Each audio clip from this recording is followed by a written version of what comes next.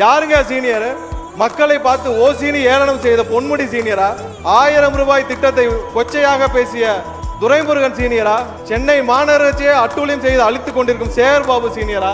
இல்லை மதுரையில் பத்திரப்பதிவில் அனைத்தையும் தமிழகம் முழுவதும் பத்திரப்பதிவு ஊழலை செய்து கொண்டிருக்கும் மூர்த்தி சீனியரா? இவர்கள் எல்லாம் 30 ஆண்டுகள் 40 ஆண்டுகள் இந்த தமிழகத்தை கொள்ளையடித்தது போதாதா?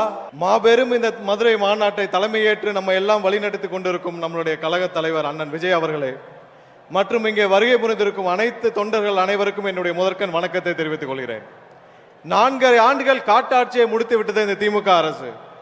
விவசாயிகள் ஆரம்பித்த அரசு ஊழியர்கள் முதல் இன்றைக்கு தூய்மை பணியாளர் வரை அனைவரும் கடுமையாக நேரடியாக பாதிக்கப்பட்டுள்ள இந்த திமுக அரசால், திரு ஸ்டாலின் அவர்கள் தலைமையிலான அரசால் விவசாயிகள் ஒவ்வொரு நொடியும் பாதிக்கப்பட்டார்கள். இன்றைக்கு நேற்று பார்த்திருப்போம் தூய்மை பணியாளர் வரைக்கும் எவ்வளவு பாதிக்கப்பட்டார்கள் என்று.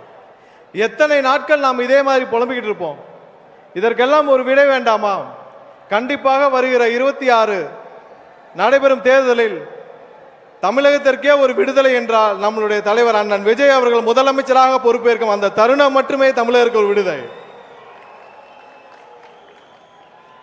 என்கிட்ட சொல்றாங்க ஒரு சில பேர், உங்ககிட்ட சீனியர்ஸ் இல்ல, நீங்க எப்படி ஆட்சி அமைப்பீங்க, அட்மினிஸ்ட்ரேஷன் பண்ணுவீங்கன்னு. யாருங்க சீனியர்? மக்களை பார்த்து ஓசினி ஏளனம் செய்த பொன்முடி சீனியரா? 1000 ரூபாய் திட்டத்தை கொச்சையாக பேசிய துரைமுருகன் சீனியரா? சென்னை மாநகராட்சியை அட்டூழியம் செய்து அழித்துக் கொண்டிருக்கும் சேகர்பாபு சீனியரா?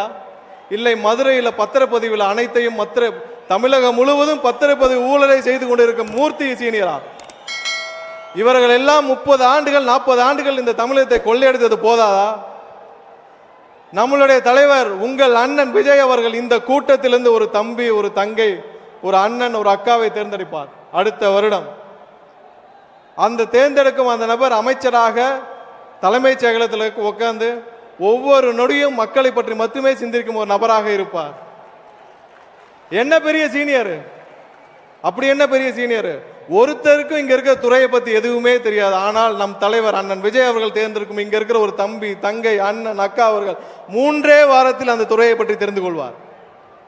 4 வாரத்திலிருந்து என்ன செயல் திட்டம்னு முடிவு பண்ணி டெலிவர் பண்ண ஆரம்பிப்பார். நாட்டை பற்றி சிந்திக்கும் ஒரு நபர் கண்டிப்பாக அமைச்சரவையில் உட்கார வைக்கணும்னா அது அண்ணன் விஜய் அவர்களால் மட்டுமே முடியும்.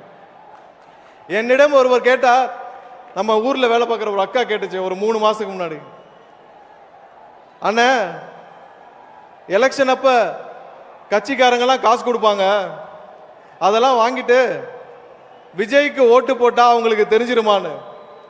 அப்பதான் ஒரு விஷயம் எனக்கு புரிஞ்சது. 3 மாசத்துக்கு முன்னாடியே தமிழகத்துடைய அக்கா மாதிரி தாய்மார் மாதிரி பல பேர் தயாராகிட்டாங்க. ஒரு விஷயம் மக்களே, நீங்கள் யாருக்கு வாக்களிக்க போகிறீர்கள் என்பது உங்களை தவிர வேற யாருக்கும் தெரியாது. ஏழை மக்களை மிரட்டி 500 1000க்கு வாங்க முடியும் என்று நினைப்பவர்கள் யாராலும் இனிமேல் அதை செய்ய முடியாது. தமிழக வெற்றி கழகம் ஒரு கட்சி மட்டுமல்ல, அது ஒரு தலைமுறைக்கான எமோஷன். 40-50 ஆண்டுகளுக்கு அப்புறம் இந்த தலைமுறையே மாற்றி அமைக்க போகும் எமோஷன், அடுத்த தலைமுறையை காப்பாற்ற போகும் ஒரு எமோஷன். இந்த தருணத்தை விட்டால் அதுக்கப்புறம் நம்ம யாராலும் மீண்டும் இந்த தருணத்தை கொண்டு வர முடியாது. கடைசியாக ஒண்ணே, அடுத்த வருடம் தமிழகம் முழுவதும் வெற்றி பேரணியில் திளைக்கும் பொழுது, தமிழகம் முழுவதும் வெற்றியாக அண்ணன் விஜய் அவர்கள் முதலமைச்சராக பொறுப்பேற்ற பிறகு, அதுதான் உண்மையான தமிழக மக்களுடைய வெற்றி பேரணி.